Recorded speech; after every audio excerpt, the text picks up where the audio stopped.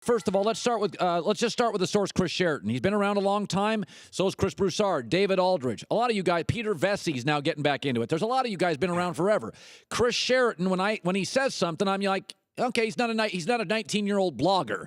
So I kind of look at it and I think, well, he's accumulated sources, Chris. I mean, why is Chris Sheraton? What do you make of that? Chris has been around the league as long as anybody. You said it. But I don't believe he talks to LeBron's inner circle.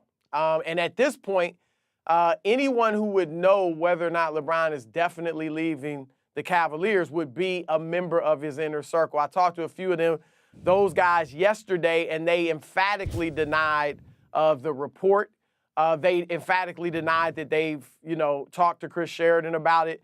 And really, they said, look, LeBron doesn't know what he's going to do at this point. It is true he is not about to commit to Cleveland long term, whether it's today or whether it's any time before the end of this season. He's not going to commit.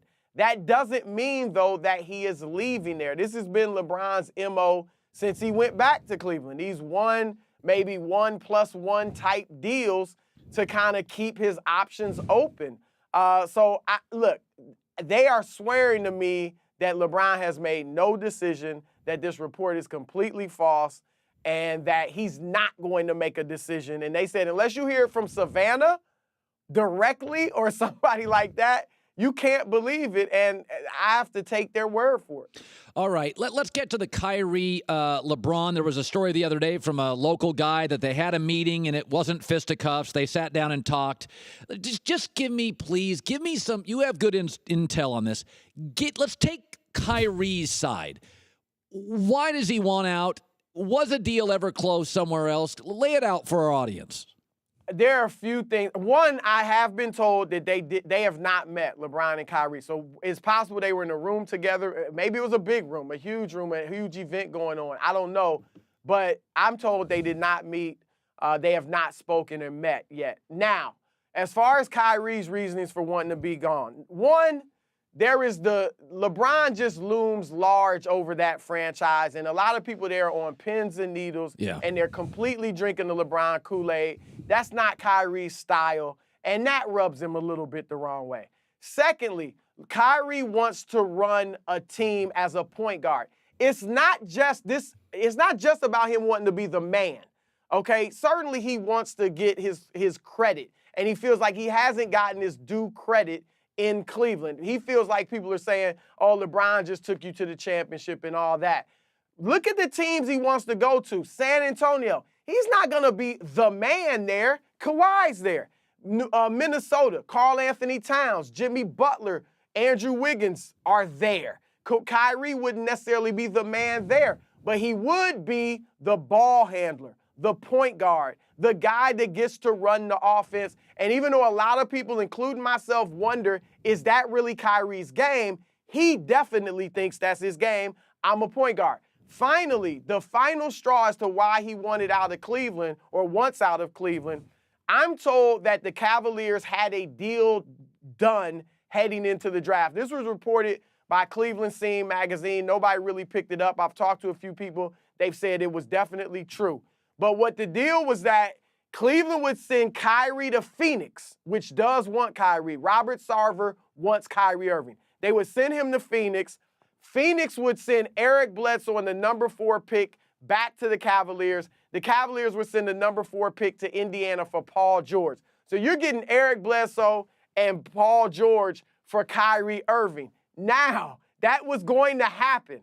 Dan Gilbert goes to LeBron and says, look, we got this deal on the table. I'll do it if you'll commit long-term to stay in Cleveland. LeBron won't commit. Now, you can read into that if you want that he would leave or he just wants to keep his options open. But he would not commit, so Dan Gilbert would not do the deal. Now, Kyrie Irving finds out about the deal, whether it was from David Griffin telling him after he left or however he found out, but he found out about the deal, and he assumed and he rightly assumed, there's no way the Cavaliers are doing this unless LeBron gives consent.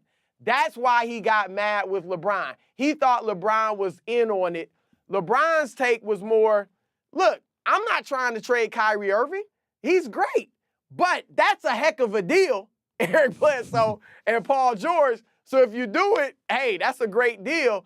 But Kyrie took it as LeBron wanted him out of there. A few days or a week later, that's when Kyrie made his trade request. So that was like the final straw as the Kyrie saying, I'm getting out of here. Man, that was the best 2 minutes in the history of your NBA takes. That was fascinating behind-the-scenes story. And finally, okay, I keep calling it LeBronzo. I'm going to trademark this thing.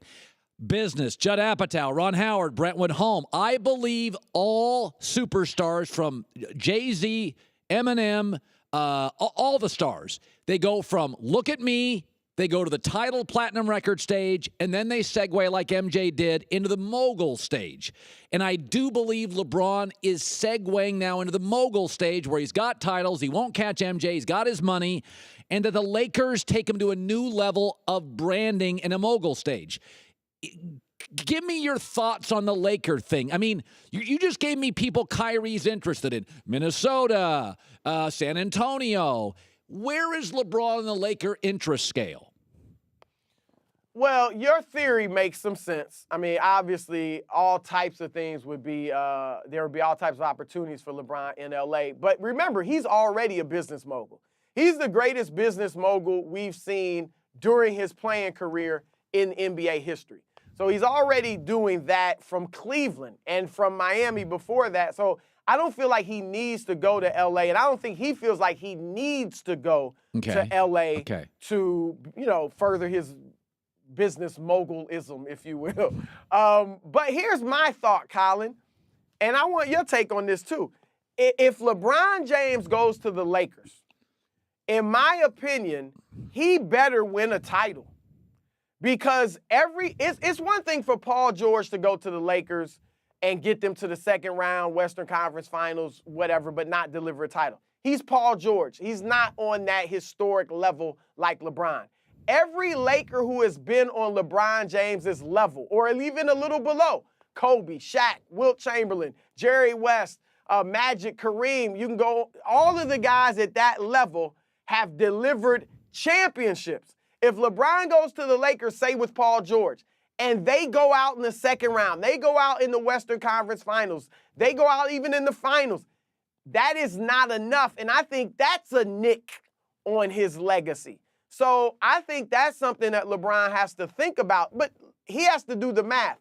If he stays in Cleveland and gets to the next two finals and loses, and is 3-7, 3-8, whatever it would be, or is that worse than going to the West and go out in the second round of the conference finals? He has to weigh that. Skip Bayless told me himself he would kill him more for staying in Cleveland and keep losing in the finals. Yeah, no, I'll tell you this. I would rather, if I'm going to lose to the Warriors, I would rather lose with a young, improving young group of Lonzo and Brandon Ingram and Paul George than an old group of J.R. Smith, Kyle Korver, whoever can't defend. I think the Lakers is the natural play. I think it's like opening up his pizza brand business, which he did a couple years ago. It may take a while, but it's exciting. It has a Silicon Valley feel to it. If you're going to lose with youth, energy, experimentation, and fun. Staying in Cleveland and losing is just awful. It's repetitive, it's old, and it's boring. And that LeBron's not boring. So there's my take. Here's the thing, though. If LeBron James, I think this goes along with your theory. If he's thinking, okay, I'm about to leave my prime. I'm ready to hand over the team to somebody. And just maybe, he still is the best player in the world. But if I'm the Lakers, and look, you take LeBron James if you can get him, no questions asked. But I want the ball in Lonzo Ball's hands. I don't want LeBron bringing it up 60% of the time if I have Lonzo Ball and I'm the Lakers, assuming he's what we saw in Summer League. And so I think if LeBron is saying, I'll go play with Lonzo Ball, and you know what? I'm going to be a scorer. I'm going to average 30 points and 9 rebounds. I'm not going to be a point guard half the time. I'm not going to take the ball out of Lonzo's hands. Then I love that connection. But if he's going to go there and handle the ball like he does in Cleveland, and Lonzo's going to play off the ball half the time when he can't really shoot, I don't know that helps their growth going forward. Unless they're able to win a championship. Yes. If they can win a championship with LeBron handling the ball and Lonzo playing off the ball, that's fine. do it.